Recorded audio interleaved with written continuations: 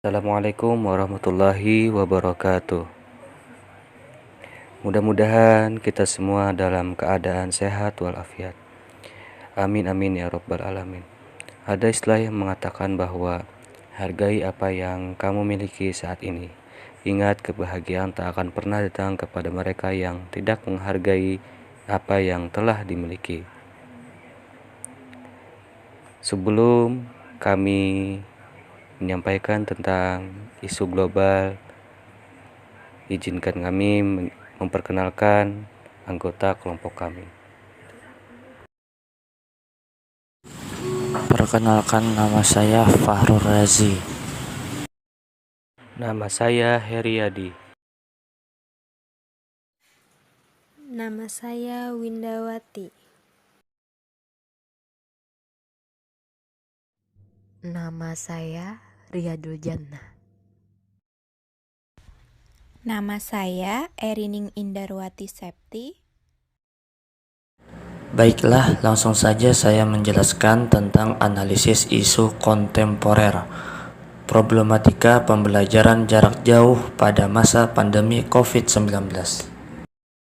Di sini ada identifikasi masalah menggunakan metode pentahelix tentang problematika pembelajaran jarak jauh pada masa pandemi COVID-19. Yang pertama, akademi dan praktisi, yaitu menyumbang pengetahuan mengenai COVID-19.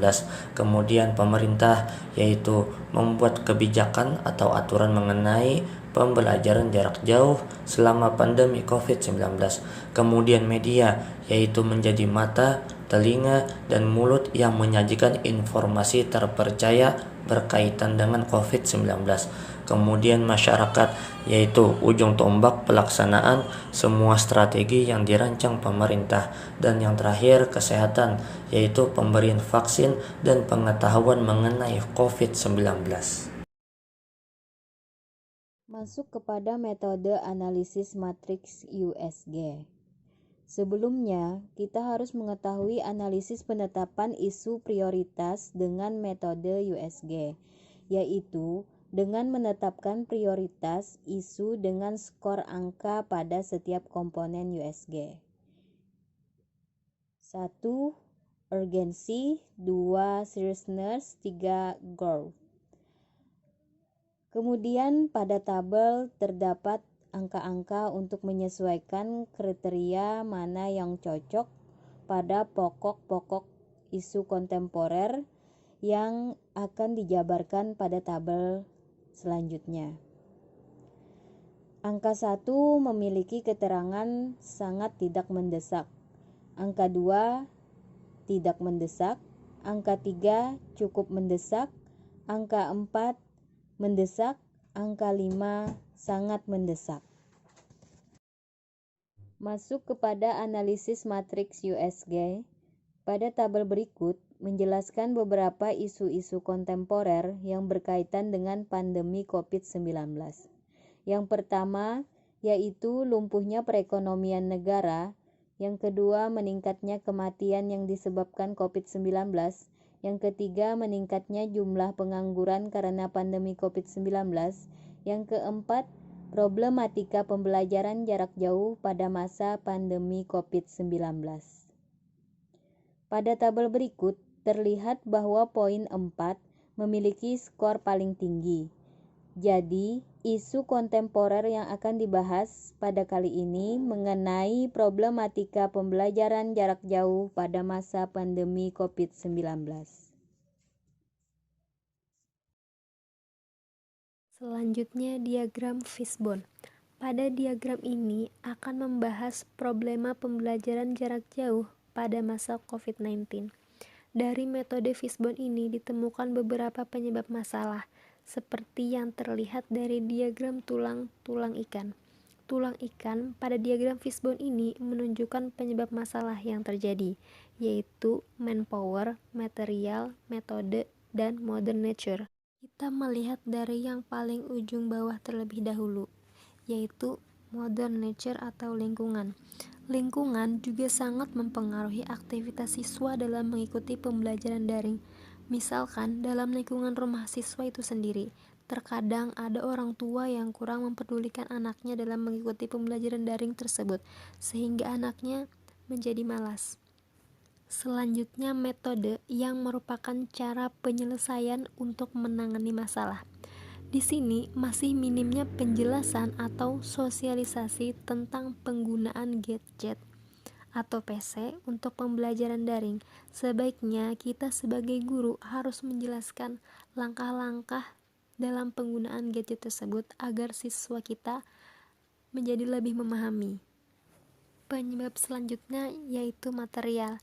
Di sini kami menjelaskan ada dua, yaitu yang pertama adalah minimnya jaringan internet khususnya di daerah pedalaman. Kemudian yang kedua, media pembelajaran guru lebih cenderung monoton sehingga murid merasa bosan. Dan yang terakhir yaitu manpower. Manpower di sini dimaksudkan adalah tenaga kerja atau dalam lingkungan sekolah yaitu siswa itu sendiri. Di sini dijelaskan bahwa pengetahuan siswa tentang penggunaan gadget atau PC untuk proses pembelajaran daring masih rendah. Contoh, misalkan dalam penggunaan Zoom, kita saja yang sudah dewasa masih belum terlalu memahami dengan penggunaan Zoom tersebut. Maka dari itu, kita harus belajar biasa dari teman, internet, maupun yang lainnya. Apalagi pada siswa, khususnya siswa sekolah dasar, mereka sangat memerlukan pembimbingan dalam penggunaan Zoom tersebut. Kemudian, pola pemikiran siswa yang menganggap daring itu sulit. Dan biasanya, ketika diberikan tugas via daring oleh gurunya, mereka malah minta kerjakan orang tua atau kakaknya. Baik, di sini ada alternatif pemecahan menggunakan SWOT. SWOT di sini berarti strength yaitu kekuatan, weaknesses yaitu kelemahan, opportunities peluang, dan threats yaitu ancaman. Strength yaitu kekuatan. Yang pertama, pembelajaran dilakukan kapan saja dan di mana saja tanpa terpaku dengan ruang kelas. 2. Memiliki waktu dan kesempatan untuk mengerjakan tugas lainnya. 3. Suasana belajar menjadi lebih rileks. 4. Motivasi dan dukungan belajar dari lingkungan. Kemudian yang kelima, waktu pengerjaan tugas tidak terburu-buru. Kemudian weaknesses yaitu kelemahan. Yang pertama ada fasilitas internet tidak stabil. 2. Tidak disiplin waktu karena adanya gangguan dari rumah. 3. Penambahan alokasi anggaran untuk membeli kuota. Kemudian yang keempat, karena suasana belajar dari rumah terkadang timbul rasa malas. Selanjutnya opportunity, yaitu peluang. Yang pertama, lebih mudah untuk mencari sumber informasi yang relevan. Kedua, mengakses informasi lebih banyak melalui media virtual seperti Zoom, Google Classroom, dan e-learning. Yang ketiga, terbiasa dengan konsep belajar online. 4. Produktivitas dan motivasi belajar mandiri. Untuk yang terakhir yaitu threats, yaitu ancaman. Pertama, tuntutan siswa agar lebih kreatif dan inovatif. 2. Pengalaman belajar dan memahami masalah sendiri menjadi penting. 3. Penguasaan teknologi informasi menjadi sebuah keharusan. 4. Kemampuan komunikasi dan disiplin menjadi nilai penting. Selanjutnya, ada pun tabel rekomendasi alternatif penyelesaian isu PJJ pada masa pandemi COVID-19. Penyebabnya social distance untuk mencegah penyebaran COVID-19. Alternatif penyelesaian ada dua. Yang pertama, pembelajaran daring untuk daerah perkotaan. Tahapan setiap alternatifnya, guru mengarahkan kepada siswa untuk lebih bijak dalam penggunaan HP atau gadget dalam proses pembelajaran. Adapun pembelajaran luring untuk daerah pedesaan, guru datang ke rumah siswa untuk memberi penjelasan dan penugasan. Hasil yang diharapkan, siswa dapat belajar secara optimal, baik pembelajaran daring maupun luring. Para pihak yang terkait, pemerintah, orang tua, guru, dan siswa. Cukup sekian dan terima kasih. Assalamualaikum warahmatullahi wabarakatuh.